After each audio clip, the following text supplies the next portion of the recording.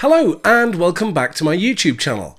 I was recently going through some old files and I stumbled across a bunch of footage that I shot in 2014 during the production of The Planet That Came for Christmas. And I thought it'd be a really nice opportunity to take you sort of step by step through the recording process and show you how we cheated some things in order to get the full sound of a symphony orchestra on a relatively low budget production. Now, when I first write my music for something like Dr. Puppet, it often sounds like this.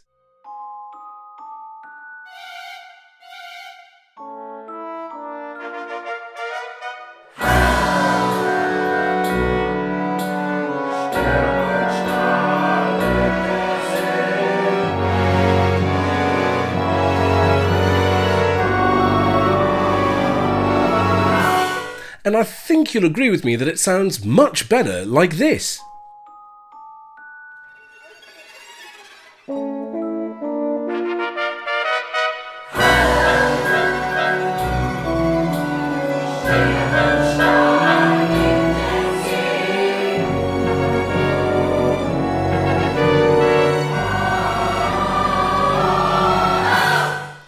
So, how do you go from one to the other? Well, first of all, you need someone like Phil. Hi, it's Phil here from Dr. Puppet.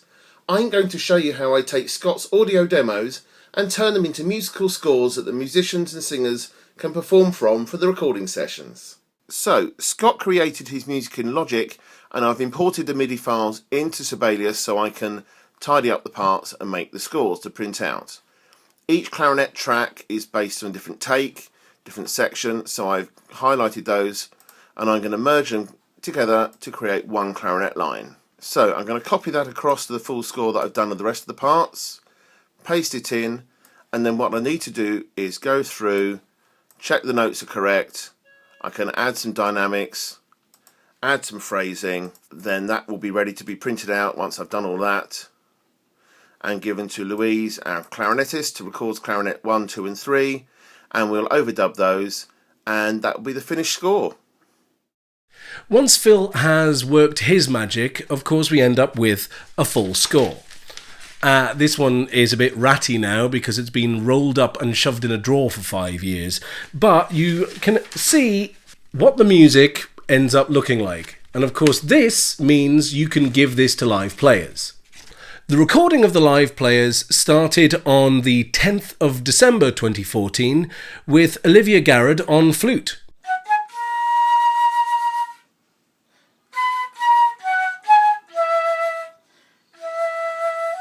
Oliver Pashby-Taylor and Liam Paradine on trumpets.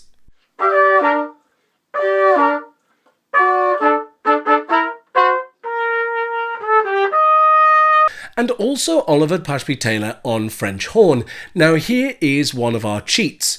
We didn't actually have access to a French horn at the time, so we had to fake it. And we did that by transposing the horn parts up into the range of a trumpet, and Oliver played them on a muted trumpet, and we then used Melodyne to pitch it down into the range of a French horn, going from sounding like this to sounding like this. Recording continued the 11th of December with Louise Chappell on clarinets. And this is another way of cheating. Use the same person over and over again. So Louise ended up playing all 3 clarinet parts on this score. Oliver Pashby-Taylor ended up playing the 4 horns and 2 of the trumpets. And Olivia ended up playing 2 flutes. And this is a running theme throughout a lot of my productions where you don't have the money to do anything else.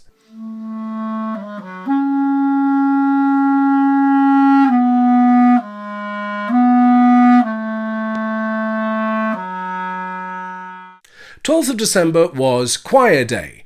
Now, I'd already recorded some choir that was 40 tracks of myself stacked up as a demo. Sorget des Lebens der Haus,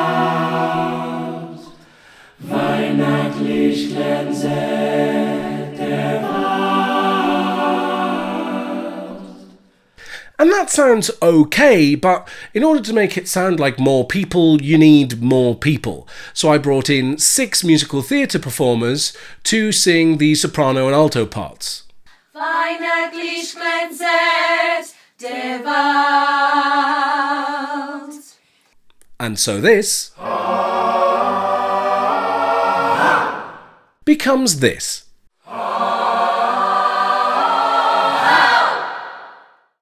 Up until this point, everything had been recorded in my bedroom, but December the 14th was the strings recording session, and that meant a road trip.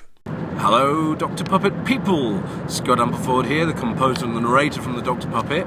And, well, today the music department for Dr. Puppet is on the road. Driving this vehicle right now is my orchestrator, Phil Toms. Say hello, Phil. Hi, guys. There we are. We're currently on our way to Brington to record strings onto how the Dr. Puppet Saved Christmas, the planet that came for Christmas, which is really quite exciting.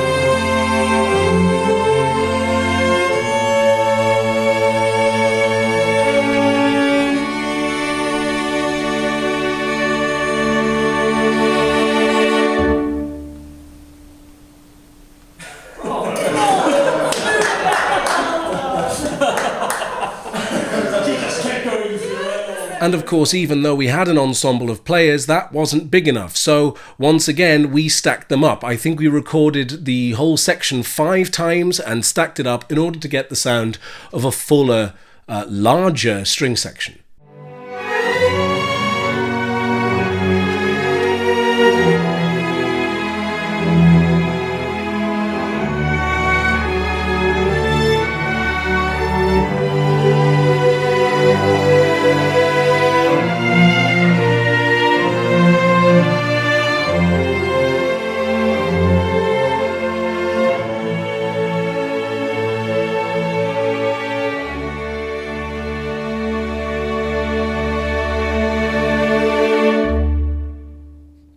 The last day of recording was December the 15th, back in my bedroom, this time with Liam Paradine, who was recording all of the low brass on this film.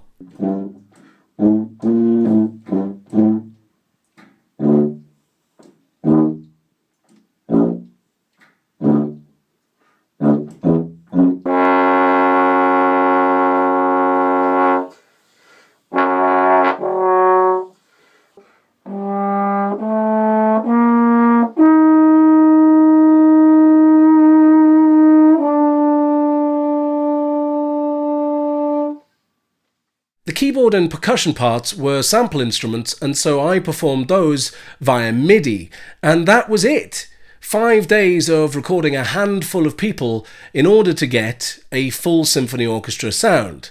Now, of course, that's not the end of the process. From that point, that is all bundled up and sent to Zoe Cairns, who mixed and mastered the whole thing in 2 days, I think. And I think you'll find the result is rather good.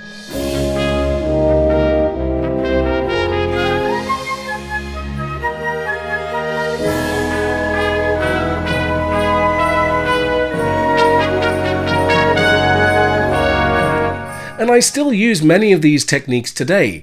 Even on the epic conclusion of the Dr. Puppet story, all of the woodwinds were played by one person.